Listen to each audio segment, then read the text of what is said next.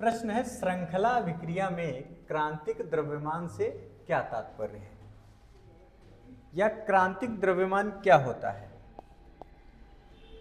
तो सबसे पहले हम कुछ ये समझ लें, जैसे मान लीजिए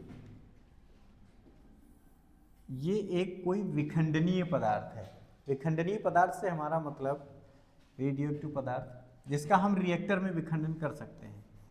92 यूरेनियम 235, ठीक है, हमने मान लिया ये एक विखंडनीय पदार्थ है। और इस पर जब न्यूट्रॉनों की बमबारी कराई जाएगी तब ये क्या होगा, दो भागों में टूट जाएगा, दो लगभग समान भागों में टूट जाएगा और हमको मिलेगी एनर्जी। ठीक है ना, क्या मिलेगी, एनर्जी। तो एक बेरियम में टूटता है और एक क्रिप्टॉन में टूटता है। ठीक है, नाम से कोई फर्क नहीं पड़ता है, यहाँ पर हम जो समझने वाले हैं उसको ध्यान देते हैं। और उसके बाद क्या होगा, 3 न्यूट्रॉन निकलेंगे। ठीक है ना, कितने न्यूट्रॉन निकलेंगे, 3 न्यूट्रॉन निकलेंगे। और इन न्यूट्रॉनों में से जो निकले हुए न्यूट्रॉन हैं फिर क्या करेंगे, इन पर बमबारी करेंगे और इनको लगभग 2 समान भागों में डिवाइड कर देंगे। ठीक है, और फिर सेम प्रोसेस होगा, यहाँ से 3 न्यूट्रॉन निकलेंगे और यहाँ से भी 3 न्यूट्रॉन निकलेंगे। ठीक है, और फिर से क्या निकलेगी, एनर्जी। फिर से क्या निकलेगी, एनर्जी।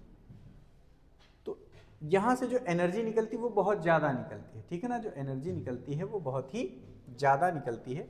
तो अब एक चीज़ समझिए कि जैसे हमने आपको बताया कि जब 2 भागों में टूटता है और उसके बाद न्यूट्रॉन निकलते हैं और फिर से अटैक करते हैं, फिर से उसको 2 भागों में तोड़ देते हैं, तो एक श्रृंखला अभिक्रिया बन जाती है। चेन बनती है कि नहीं बनती है। तो उसी चेन को हम क्या कहते हैं, श्रृंखला अभिक्रिया। क्या कहते हैं, श्रृंखला अभिक्रिया। लेकिन हमारे बताने के अनुसार तो ये चेन कभी भी बंद ही नहीं होनी चाहिए, है कि नहीं, क्योंकि कोई भी पदार्थ चाहे जितना छोटा उसको हम 2 भागों में डिवाइड कर सकते हैं। तो ये चेन कभी भी बंद ही नहीं होनी चाहिए, लेकिन ऐसा नहीं होता है।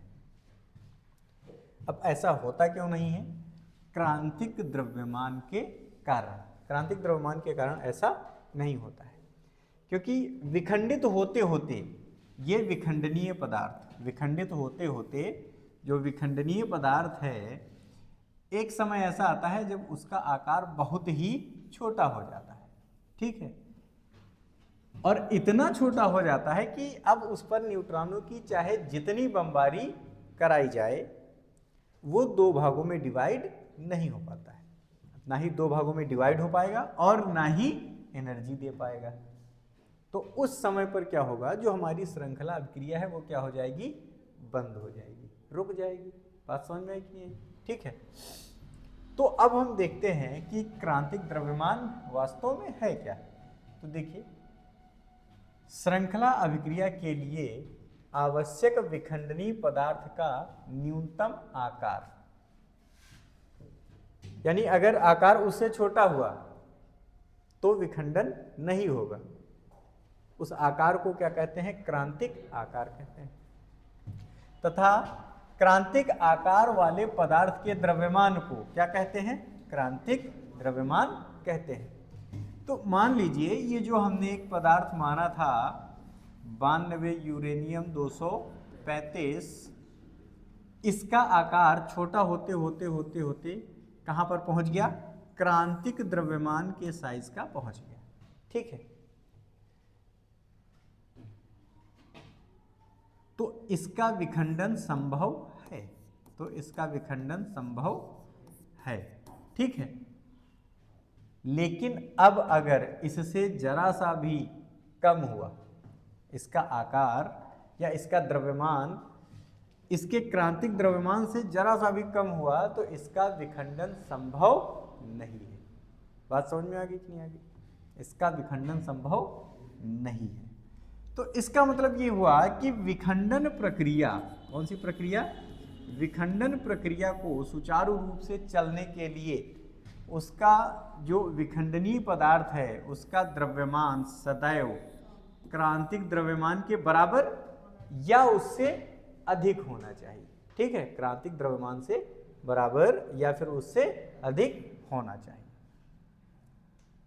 और जब विखंडनीय पदार्थ का द्रव्यमान क्रांतिक द्रव्यमान के बराबर या उससे अधिक होगा तो श्रृंखला अभिक्रिया हमारी लगातार चलती रहेगी, और जैसे ही आकार क्रांतिक द्रव्यमान के नीचे आ जाएगा तो श्रृंखला अभिक्रिया हमारी स्वतः बंद हो जाएगी। ठीक, तो ये हमारा आंसर हो गया इस क्वेश्चन का कि श्रृंखला अभिक्रिया में क्रांतिक द्रव्यमान से क्या तात्पर्य है।